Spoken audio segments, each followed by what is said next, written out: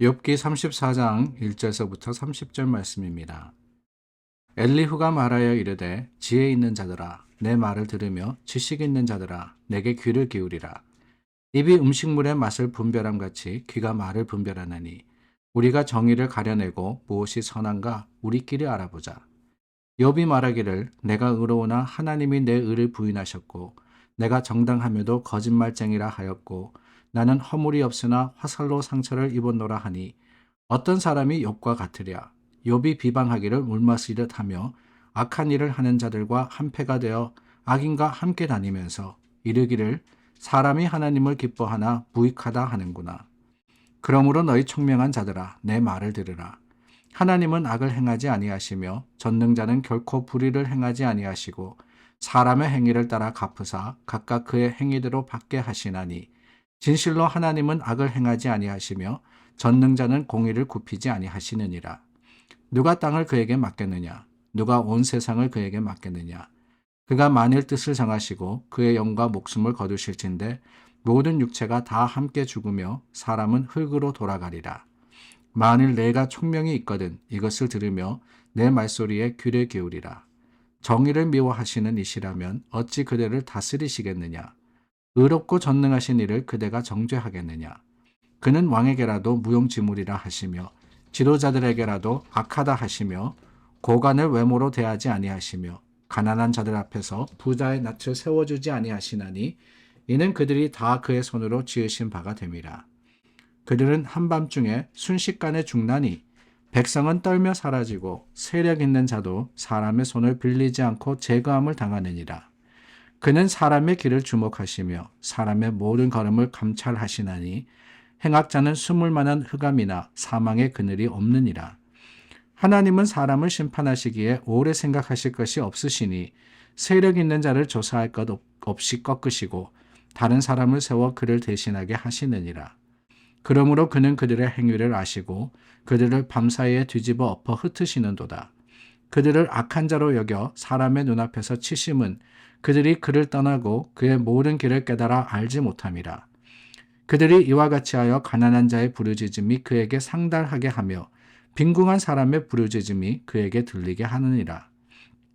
주께서 침묵하신다고 누가 그를 정죄하며 그가 얼굴을 가리신다면 누가 그를 배울 수 있으랴.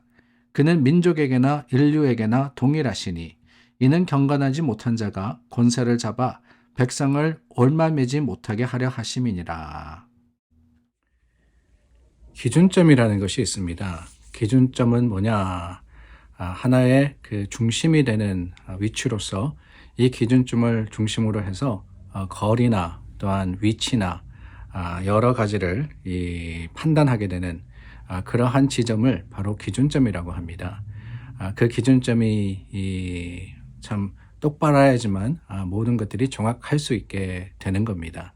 한국도 그렇고 미국도 그렇고 여러 기준점이 있다라는 그런 이야기를 들었습니다. 위치를 따질 때 요즘은 세상이 참 좋아져 가지고 GPS라는 인공위성을 쓰지만은 그렇지 못할 때는 이 지점들마다 어떠한 하나의 이 포인트를 만들어서 그 포인트에서 저기까지는 거리가 얼마다, 또한 그 삼각을 만들어서 위치는 어떠하다, 이런 것들을 판단했다라고 합니다.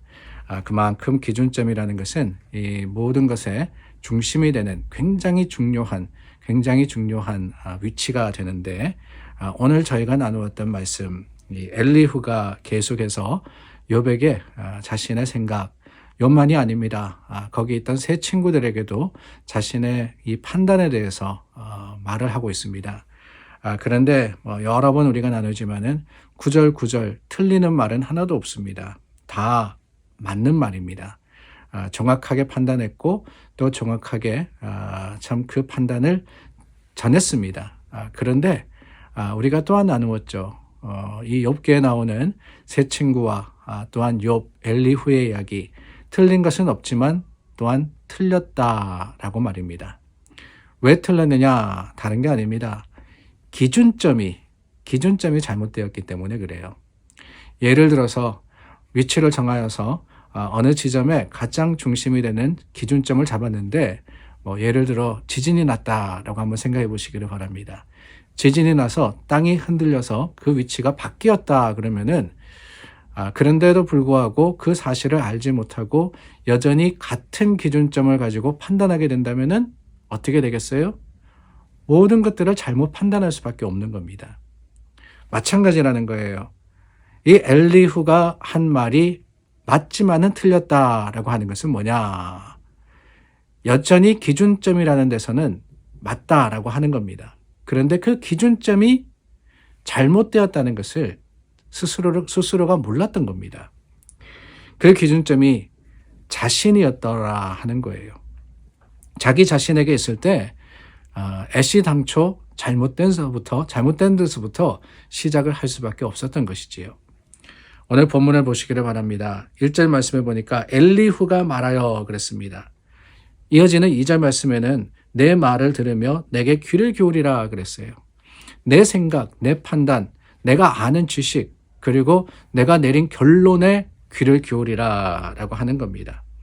이 말이 계속해서 반복이 돼요. 10절 말씀에 가서도 내 말, 16절 말씀은 또 내 귀, 나. 기준점이 어디 있다고요? 내게 있었던 겁니다. 엘리후 자신에 있게 되다 보니까 어떻게 되느냐? 결국에는 욥에 대한 판단 자체가 잘못된 것에서부터 시작을 하니까 잘못될 수밖에 없었던 것이지요. 여러분, 이 욥에 대한 판단, 그 욥에 대해서 세 친구나 엘리후가 계속해서 죄의 문제를 가지고 또한 그를 득달했던 것은 다른 게 아니었습니다. 우리가 알고 있는 그 욥의 모습, 우리가 보는 그 욥의 상황을 가지고 판단하건대 내가 아는 것, 내가 가진 지식으로는 죄밖에 결론이 날 수 없다라고 했더라는 거예요. 그런데 여러분, 이 세 친구와 엘리후가 잊어버리고 있었던 것이 있었습니다. 그게 뭐냐? 다름이 아니죠. 하나님이 욥을 어떻게 판단하셨느냐라고 하는 사실입니다. 우리가 잘 알고 있습니다. 욥기 1장과 2장에 그 이야기가 나오지 않습니까? 하나님이 욥을 어떻게 판단하셨어요? 의로운 자라고 판단하셨습니다. 그에게 허물이 없다 그러셨습니다. 하나님이 욥을 귀하게 여기셨고 그 욥의 믿음을 인정해 주셨습니다.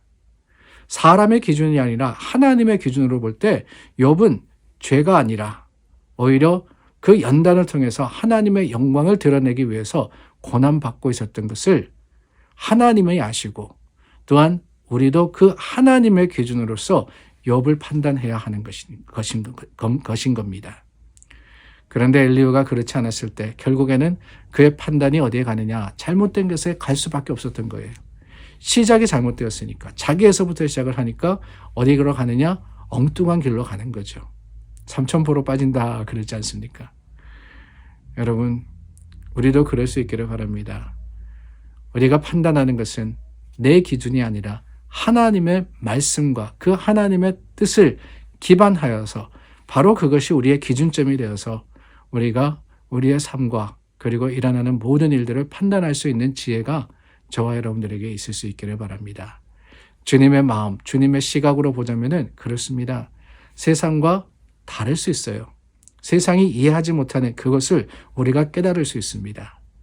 그러므로 여러분, 그 모든 것들을 통해서 오늘도 우리를 이끌어 가시는 하나님을 하나님의 시선으로서 깨달아 아는 저와 여러분들이 될 수 있기를 예수님의 이름으로 축원합니다. 기도하겠습니다. 참 좋으신 하나님 감사합니다. 하나님이 우리의 모든 판단의 기준이 되어 주시옵소서. 예수님 이름으로 기도드립니다. 아멘. 오늘도 주님의 말씀과 그 뜻 가운데 하나님이 이루어 가시는 일들을 여러분들 경험하시기를 바랍니다. 기도하겠습니다.